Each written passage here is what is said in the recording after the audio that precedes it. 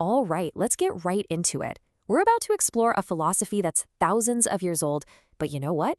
It might just be the most practical toolkit for getting through our chaotic modern world. So let's unpack the incredible wisdom of the Stoics.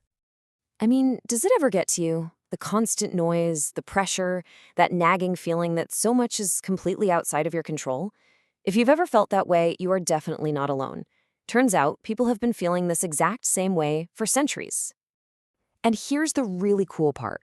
An ancient school of thought, Stoicism, wasn't just some abstract theory for academics. Nope. It was designed from the ground up to be a practical, real-world guide for living your life, and it offers a powerful solution to these very feelings. So here's what we've got on tap. We're going to see where this wisdom comes from, meet three incredible people who lived it, and then unpack its single most important idea. From there, we'll grab a few practical tools you can use, and finally, discover how to build what the Stoics called your inner citadel. Okay, first up, where did this powerful philosophy even come from? Well, it started way back in ancient Greece, but the most practical lessons we have today were actually passed down to us from the Roman Empire. So, a guy named Zeno actually kicked things off in Greece, but you know how history works, it kind of filters things out. Most of the early stuff is just lost. So pretty much everything we have, everything that shapes our modern understanding of Stoicism, comes from the complete, surviving works of just three amazing figures from the Roman era: Seneca, Epictetus, and Marcus Aurelius. And this is where it gets really interesting. Who were these three men? Well, their lives could not have been more different from one another, which is exactly what shows the incredible universal power of their shared philosophy. I mean, just look at this lineup. We have a man who was born a slave, we have the most powerful man on the entire planet, and we have a super wealthy political advisor. If this philosophy worked for this group, it can pretty much work for anyone. So you've got Seneca, who had to navigate the treacherous world of imperial politics. He was tutor and advisor to the infamous Emperor Nero, and he became incredibly rich. But in the end, all that power and money, he couldn't save him. Nero turned on him and ordered him to take his own life. Epictetus was on the complete opposite end of the spectrum. He started life as property, as a slave. He lived in poverty and he had a physical disability. But after he finally gained his freedom, he spent the rest of his life teaching that our minds can always be free, no matter what our external circumstances are. And then you have Marcus Aurelius, the Roman emperor. You'd think this guy had it all, right? But his time as emperor was just unbelievably difficult. He was constantly at war, dealing with rebellions, and trying to manage a devastating plague that was tearing through the empire. And he used Stoicism to get through it all. So what was it? What was the one core idea that united these three vastly different men? Well, it all comes down to one simple but totally profound distinction. This right here is the absolute bedrock of all practical Stoicism. It's called the dichotomy of control.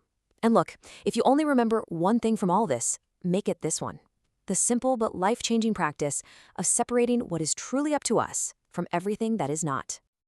And the Stoics were super clear about this. What's in our power? Our judgments, our choices, our intentions, basically our inner world. And what's not in our power? Pretty much everything else. Your health, your wealth, what people think about you. We can influence these things, sure, but we can't ultimately control them. And that difference is everything. This quote from Epictetus just nails it perfectly. Here's a guy who was a slave saying, "You can chain my leg, you can do whatever you want to my body, but you can never, ever touch my mind, my will, my choice." That inner freedom is absolutely invincible. So once you really get that core idea, Stoicism gives you a whole set of mental tools to apply it in your daily life. Let's check out a few of them. Seneca wrote this incredible essay called On Anger, and he famously called it a short madness. So how do we actually deal with this powerful and, let's be honest, destructive emotion? The Stoic answer is to just pause and let reason be your guide. They argue that anger just clouds your judgment and makes you double down on mistakes. So, instead of reacting with pure rage when someone cuts you off in traffic, the goal is rational caution, not raw passion. It's about choosing reason over rage in that crucial split second. Epictetus gave us this really beautiful metaphor. He said, "Imagine life is a play, and you're an actor. The script is already written. You don't get to choose your part, whether you're the king or just a background character. Your only job, your only focus is to play the part you've been given as well as you possibly can. Now, this next tool, it sounds a little grim at first, but it is one of the most powerful.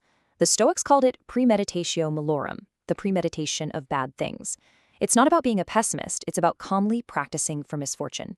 So, for example, when you pick up your favorite coffee mug, you gently remind yourself, this is just a cup and it can break. When you kiss your child goodnight, you quietly remember that they are mortal. The point isn't to feel less love, it's actually the opposite. It's to appreciate what you have right now and to endure loss with less shock if it ever comes. So when you start putting all these ideas and all these tools together, what's the ultimate goal? What are we trying to build here? Well, it's the creation of an unshakable inner peace. Marcus Aurelius, the emperor who was dealing with plagues and wars, he wrote this in his private journal. He understood that the best vacation spot, the ultimate retreat, wasn't a palace or a beach somewhere, but the quiet space inside his own mind. And this gets to a huge misunderstanding about Stoicism. It is not about becoming some kind of robot with no feelings. It's about acknowledging your emotions, but then processing them with reason, so you can build this inner fortress, a citadel of calm that can withstand any storm life throws at you. This philosophy has been a toolkit for resilience for thousands of years, for everyone from slaves to emperors. So the final question really is for you. Using these ancient tools, what kind of fortress will you build in your own soul?